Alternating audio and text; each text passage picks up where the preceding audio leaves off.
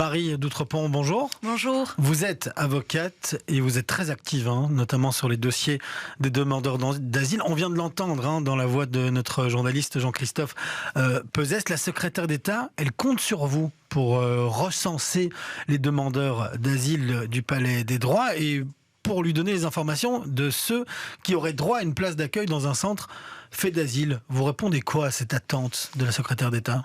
Mais je voudrais d'abord préciser que quand elle dit les avocats, c'est Maître Van den Broek, Maître Didier et moi-même.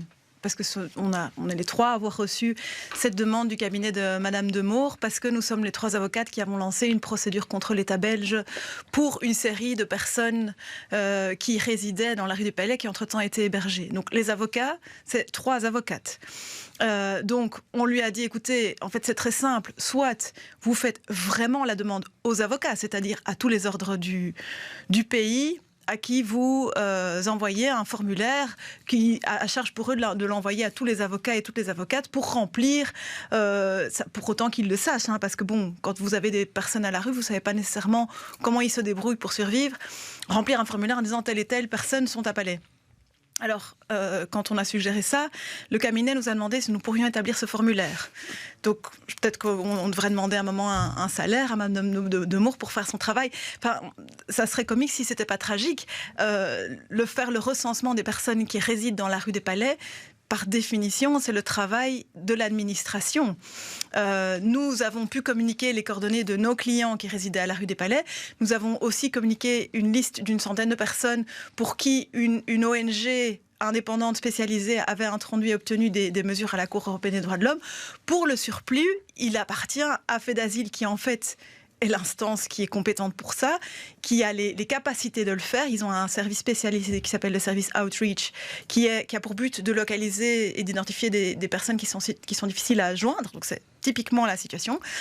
Et d'aller sur place. S'ils ont peur de rentrer dans le bâtiment, c'est ce que j'ai répondu au cabinet de Madame de Moor, ils peuvent mettre un container devant l'entrée, comme l'a fait la Croix-Rouge. Et on est tout à fait prêt à collaborer pour que ça se passe au mieux. Mais c'est quand même un petit peu énorme qu'on demande à trois avocates de faire la liste des 1000 personnes qui résident là-dedans, qui du RGPD, de la déontologie, et puis de quoi on va aller faire ça bénévolement. C'est vraiment... Mais cette demande, elle est officielle en plus. Officielle, vous avez et alors, reçu un courrier. comme on a dit non, maintenant c'est nous qui bloquons la situation. C'est vraiment le monde à l'envers. Et vous l'analysez comment, cette requête de la secrétaire d'État ? Que c'est tellement ridicule que je ne sais pas très bien ce qu'elle espère. Est-ce que c'est juste une manœuvre pour dire, regardez, pour pouvoir nous refiler la patate chaude en disant c'est vous qui bloquez parce que vous ne voulez pas aller bénévolement recenser 1000 personnes dans un bâtiment occupé, ou est-ce que c'est vraiment naïf, c'est de mauvaise foi, je ne sais pas, je suis un petit peu surprise en tout cas. Et maintenant j'imagine que votre objectif c'est de faire avancer les choses. Vous Absolument. allez prendre cette initiative, vous refusez de prendre cette responsabilité? Ça ne nous revient pas. Moi je ne suis pas fonctionnaire, je ne suis pas... Quand je m'entretiens avec une personne dans le cadre de mes fonctions, c'est couvert par le secret professionnel. Ça ne m'incombe pas. Ça existe. Fait d'Asile dispose d'un service spécifique pour le faire. Et on m'a dit, oui, mais nos services ne veulent pas pénétrer dans les lieux parce que les résidents ont une aversion pour nos services. Je ne sais pas du tout d'où elle tire cette impression ou cette information qui est, à mon sens, pas fondée, puisque, en fait, ça fait des mois que ces personnes attendent d'être considérées par Fait d'Asile. Donc, le jour où elles le seront, je ne vois pas pourquoi est-ce qu'ils seraient mal accueillis. Par ailleurs, sur le fond, c'est très bien de recenser les habitants de la rue des Palais et de vouloir la vider. Le problème, c'est que si on fait sortir les gens à coup de 100 personnes à la fois toutes les semaines, en fait, on en sort 100 et il y en a 100 autres qui vont rentrer. Donc, à mon sens, la seule solution, si on veut vraiment vider la rue des Palais, ce qui est aussi mon intention, parce que la situation est dramatique et que je tremble qu'il y ait encore un mort qui tombe prochainement, c'est soit... on trouve 1000 places et on vide tout le monde d'un coup, soit on fait en sorte que ce bâtiment puisse remplir sa fonction initiale d'accueil, ce qui est à mon sens pas très très compliqué. Il y a 7 étages, il suffit de travailler par étage et de remettre en fonction les étages. On ferme un étage, il suffit les parois, les structures métalliques pour séparer les pièces sont déjà là, il faut remettre le gyproc, il faut connecter les sanitaires sur le circuit d'évacuation, en gros, et quelques petites choses, et puis on réouvre les bâtiments par étage. Ça me semble une solution d'urgence pragmatique. Moi, j'avais une petite question. Sur quelle base, en fait, donc la secrétaire d'État de Maure demande qu'on recense ces personnes et qu'on sache finalement quel est leur statut? C'est pour savoir qu'est-ce qui dépend de la région bruxelloise, quelles personnes devraient être relogées par la région et quelles personnes devraient être relogées par Fait d'Asile? Parce qu'en fait, Fait d'Asile n'est compétent que pour les demandeurs d'asile. Et là, c'est très intéressant aussi, le double discours de Madame de Maure qui dit d'une part, je ne sais pas qui est dans ce squat et je demande à 3 avocates de me faire une liste et si elles ne le font pas, elles sont de mauvaise volonté et elles bloquent la situation. Et par ailleurs, je dis qu'il y a de plus en plus de sans-papiers et de sans-abri qui n'ont pas droit à l'accueil. J'aimerais bien savoir comment elle le sait, si elle n'ose pas rentrer dans les lieux pour le constater. Donc oui, je pense qu'il faut en effet examiner la situation de chaque personne pour savoir si elle a bien introduit une demande d'asile et donc si elle a le droit à l'accueil. Nous, parce qu'on est en contact avec les bénévoles, avec Océane Juchet qu'on vient de voir à l'écran, et avec d'autres qui sont très actifs autour de la rue de Palais et qui s'y rendent régulièrement, on sait qu'il y a beaucoup, des centaines et des centaines de demandeurs d'asile. Maintenant, de là à savoir Mais vous avez tout de exactement même une qui idée est quoi, d'une proportion? on parle d'environ 1000 personnes. Environ la proportion, c'est difficile à dire. Il y a quelques dizaines de personnes sans doute qui sont des centres, d'après ce que les informations qu'on aurait. C'est en tout cas minoritaire par rapport La grande majorité sont des demandeurs d'asile. Certainement. Oui. D'accord, ça c'est pour la gestion du futur de ce dossier. Il y a également la gestion quotidienne qui est faite par des bénévoles, par des associations. Là aussi, on voit des gardes sécuritaires maintenant qui sont tout de même à l'entrée, mais la gestion quotidienne, ça reste bénévoles et associations? Ça reste en fait les gens. C'est ça qui est aussi, c'est ça qu'il faudrait quand même peut-être se rappeler aussi, que c'est que tous les hommes qui habitent dans ce bâtiment, en fait, ça fait quand même 2 mois et demi qu'ils sont en train de s'organiser entre eux pour essayer, tant bien que mal, que ça soit moins pire que ça ne pourrait l'être, pour essayer d'organiser un peu de nettoyage. Il n'y a rien, l'État fédéral, il n'a rien fait, il n'a même pas été distribué des couvertures. Oui, les téléspectateurs et les auditeurs, on peut le découvrir dans plusieurs de nos reportages. Les conditions sanitaires également sont déplorables, avec des poubelles qui restent... C'est ce qu'Océane Juchet venait de rappeler, il suffit de réparer une porte de garage, et même ça coince. Donc il n'y a absolument rien qui a été fait, et tout ce qui a pu être mis en place, de réparer le chauffage, voilà, c'est la Croix-Rouge qui a distribué, qui a finalement mis en place une assistance médicale, les distributions de repas qu'il y a pu avoir, tout ça, c'est soit les occupants eux-mêmes, parce qu'on a tendance aussi à infantiliser les demandeurs d'asile comme si c'était des assistés. Ce sont des hommes adultes qui prennent leur destin en main et qui essayent de s'en sortir dans des situations dramatiques. Et si on leur donnait... Si on les considérait un tout petit peu, si on leur rendait un peu de dignité en leur disant voilà, on va vous donner les moyens, on va vous donner ne fût-ce que du produit d'entretien. Vous savez, c'est des choses très très simples. Ils n'ont pas de produits ou de serpillières pour pouvoir nettoyer partout ou pas suffisamment.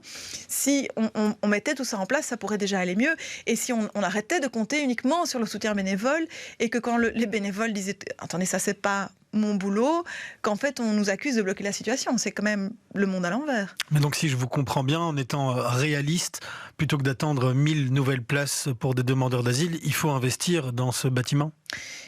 Ça ou d'autres choses. En fait, ce qu'on demande depuis plus d'1 an à Madame de Maure, c'est la mise en place de solutions d'urgence. Et ce qu'elle répète à longueur d'interview tout le temps, c'est on travaille sur l'influx ou l'afflux, on fait de notre mieux, mais il n'y a pas assez de place et on donne la priorité aux plus vulnérables. Ce n'est pas une réponse suffisante. Pas assez de place et pas assez de personnel. Pas assez de place, pas assez de personnel. En tout cas, il n'y a pas assez de place pour tout le monde. Ça n'est pas une réponse suffisante. L'accueil des demandeurs d'asile, c'est une obligation européenne et nationale qui est une obligation de résultat. Donc en droit, ça veut dire que vous ne pouvez pas dire « je n'y arrive pas ». Il faut y arriver. C'est ce que disent aussi les décisions du tribunal du travail. Ils disent qu'il faut accueillir les gens. Sinon, on paye. Sinon, on paye des nuits d'hôtel ou on paye autre chose. Les nuits d'hôtel, quand on a été la voir, elle nous a dit qu'il n'y a pas de volonté politique de respecter les décisions de justice qui disent si vous n'avez pas de place, il faut des nuits d'hôtel. Ok, pas de nuits d'hôtel, il y a plein d'autres solutions.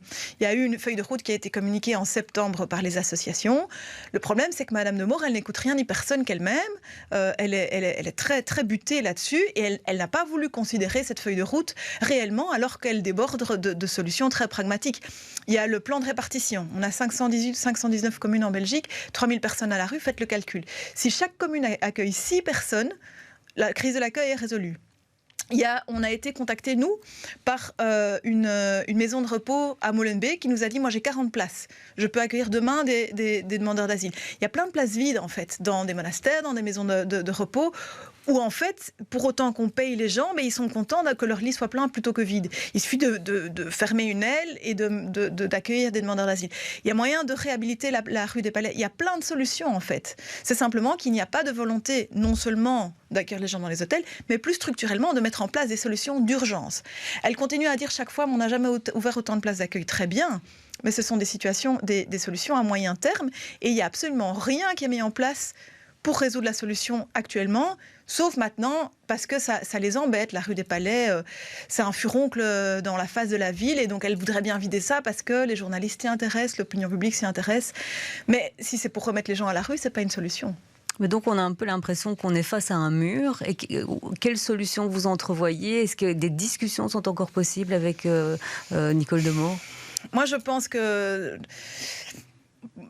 Je pense qu'il y a un vrai manque de volonté politique de trouver des solutions.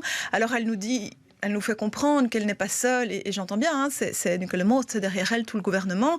Moi je pense que soit il faut trouver une solution, parce qu'il faut arrêter d'appeler ça une crise. Hein. Une crise de 14 mois, c'est pas une crise de laquelle on a arrêté de parler de la crise du Covid. C'est juste une situation qu'il faut gérer. Et si elle n'y arrive pas parce qu'il y a un blocage politique, alors elle doit en tirer les conséquences politiques. Qu'est-ce qu'on fait quand on est ministre et qu'on est empêché de faire son travail, de respecter la loi, de respecter les décisions de justice? À un moment, on démissionne. Mais vous venez d'utiliser le terme de crise en expliquant qu'on en était sorti et que là, on est dans les conséquences de ce quotidien qui n'a pas été géré au préalable. On n'est pas à l'abri non plus. Il y a plusieurs rapports internationaux qui en parlent dans un futur proche ou moyen proche de nouvelles crises migratoires. Comment agirait la Belgique avec les structures actuelles si on devait faire face à un nouvel afflux? Alors déjà, ce qui est bien, c'est qu'on est en train d'ouvrir des nouvelles places.